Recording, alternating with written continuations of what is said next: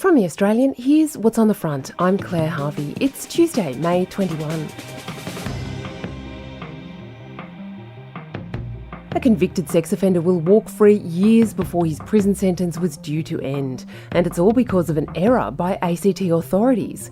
Victims of Stephen Leonard Mitchell say the Office of the Director of Public Prosecutions was warned about the child sex offender's bungled plea deal, but they were too preoccupied by the rape trial of former Liberal staffer Bruce Lehrmann to fix it. You can read that story exclusively at theaustralian.com.au. Labor wants to slash the superannuation of federal judges, but barristers and legal experts say the new legislation could compromise the judiciary's independence and push judges to state courts in search of better pay. Iran's hardline Islamic regime has suffered a major blow after President Ebrahim Raisi was killed in a helicopter crash on Sunday night. That's the assessment of The Australian's chief international correspondent, Cameron Stewart. In today's episode, Cam unpacks what Raisi's death means for the region and why conspiracy theories are blossoming.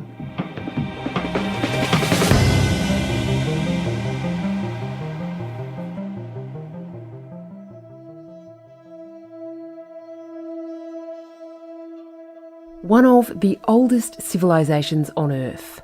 A society glittering with knowledge and sophistication. A brutally repressive regime with ambitions to change the world. You have 47 minutes. Stay in communication with me. Do what you have to do. Iran is one of the most mysterious and intriguing places on Earth, ruled by men who've vowed to destroy Western civilization.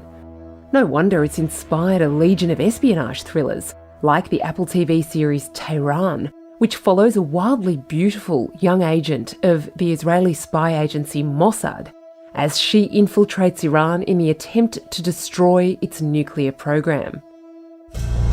Mossad sent me to Tehran on a mission, but then everything went wrong. We have to go, now!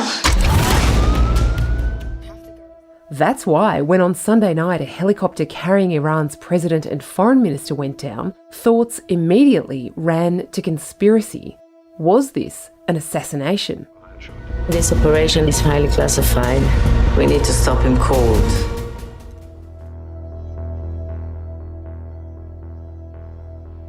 In Iran's spectacularly beautiful northwest, the rugged mountains give way to expansive plains.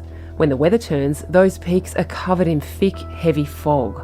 And it was into this fog that the chopper-carrying President Ebrahim Raisi and Foreign Minister Hossein Amir Abdollahian vanished.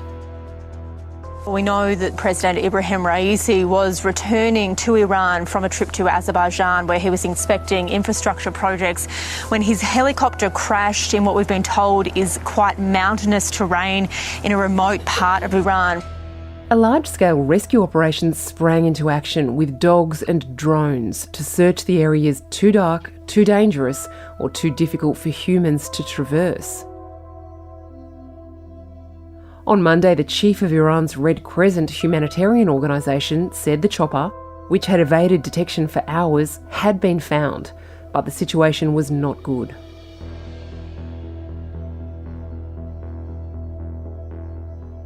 I'm joined by The Australian's chief international correspondent, Cameron Stewart. We're speaking on Monday afternoon, and this situation is very fluid. Cam, who is Ebrahim Raisi? What does the president do in Iran? Claire, the president in Iran is the second most powerful person in that country. He's subordinate only to the so-called supreme leader, that is Ayatollah Khamenei. And Ayatollah Khamenei sets the parameters of what happens in Iran, the military policy, political policy, social policy, theocratic policy, etc., etc. And he is appointed by clerics. He's not a popularly appointed leader. And so it's an authoritarian country. The president is elected by the public, but they're considered widely to be sham elections. So therefore, the Ayatollah, who is a very conservative religious hardliner, only chooses as his president a conservative religious hardliners, which is precisely what President Raisi was. As we began speaking, Iranian rescuers announced that they'd found the wreckage of the helicopter, but no sign so far of any survivors. What's the context of this in terms of Iran's capability? Would they have top-of-the-range helicopters that could fly safely in foggy conditions like the ones that are being reported out of Iran? Iran has very old equipment in lots of areas, and surprisingly, this helicopter was actually quite old. It's a very old helicopter. It's one you'd be quite surprised, frankly, that they'd be putting the president and the foreign minister and very important officials into. It remains to be seen, of course, the exact cause of the crash. We've seen the vision and footage, and certainly the weather is very bad. There's lots of fog, and it seems to initially be being blamed on bad weather. But of course, with this sort of thing, especially with Iran's circumstance at the moment in the Middle East and the war that we've got with Hamas-Israel, Claire, there will be a lot of conspiracy theories which are already bouncing around the internet. Let's dive right into those conspiracy theories then, Cam.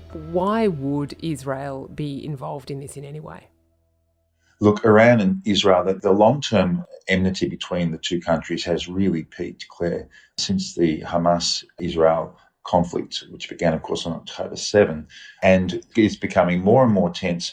Iran has authorized its proxies like Hezbollah in Lebanon and also its proxies in Syria and Iraq to launch short-term attacks on Israel through missiles, etc. But last month, it really became extremely heated when Iran launched its first ever direct attack on Israel. Hundreds of drones and missiles it fired towards Israel in retaliation for an Israeli attack on its forces based in Syria. Now, while that attack was very unsuccessful, they were all but a handful were actually shot down by the Israelis before they got to Israel. That was a real turning point in Iran's history, to actually make a direct attack on Israel. And I think that really underlines how under President Raisi and this Islamic regime, Iran has hardened its position on Israel.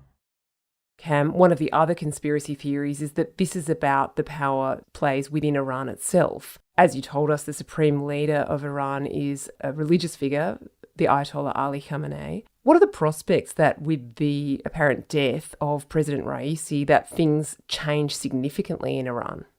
There will certainly be a lot of people outside Iran, Claire, who will hope that this will lead to some form of change. It will certainly lead to a power struggle within the ruling elite over who actually replaces him as president. Under Iranian law, there'll be elections within about 50 days for a new president, but these elections are widely considered to be rigged, so it's most likely the supreme leader will choose to a degree who that candidate might be. But even so, there will be some tensions within this elite between more liberal forces and the hardliners as well, and that will be fascinating to see how that plays out. Whether we actually see any visibility of those tensions, it's not at all certain that we would, because things are very much a closed shop in Iran at that high level. But certainly opponents of Iran's Islamic clerical system will be hoping that this will lead to some sort of greater liberalisation among the ruling elite, but I think that is probably a fairly optimistic assumption. Coming up, what Raisi's death means for Iran's many proxy militias. Subscribers to The Australian are the first to hear breaking news updates like this one. A subscription also includes newsletters tailored to your interests and invitations to special live events where you can hear experts like Cam do their thing in person. Check us out at theaustralian.com.au and we'll be back after this break.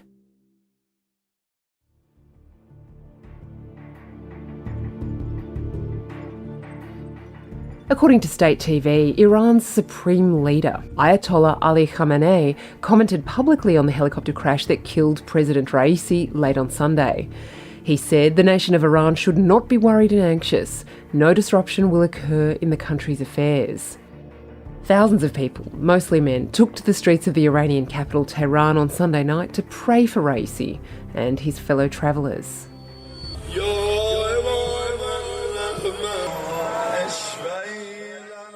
Under President Raisi, Iran has hardened its treatment of Iranians too, particularly women. There have been reports of a serious crackdown on rules like women wearing hijabs in public. There have been women who have disappeared from the streets of Iran after being photographed not wearing head coverings. In those terms, Cam, who is Ebrahim Raisi? Is he a hardline conservative? He's a very hardline conservative. So Raisi, he was the guy who was basically authorising that crackdown, and more than 500 people died in that terrible street violence that we saw and repression that occurred towards those protesters. So I think his death will certainly not be mourned by a lot of younger Iranians. There's an inherent tension in Iran today between younger Iranians who love Western clothes, want a more Western lifestyle, want greater freedoms, and the old Islamic mullahs, the ruling elites basically.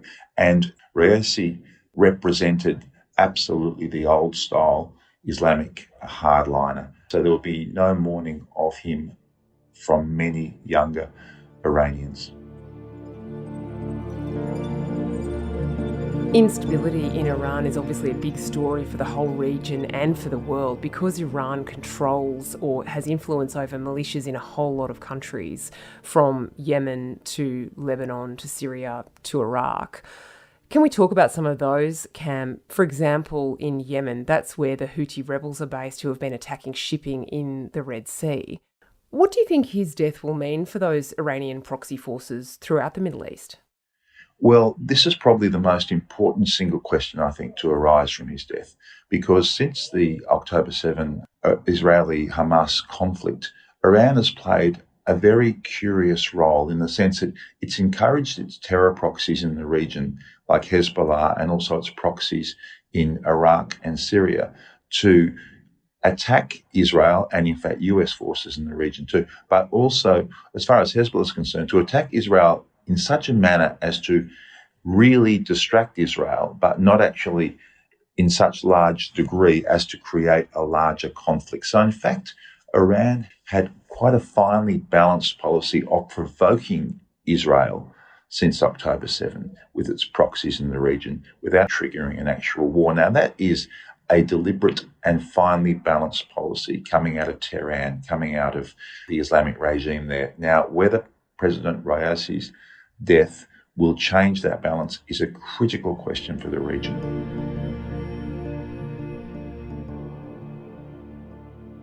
Is there a possibility that this makes everything worse in the Middle East, that it escalates tensions?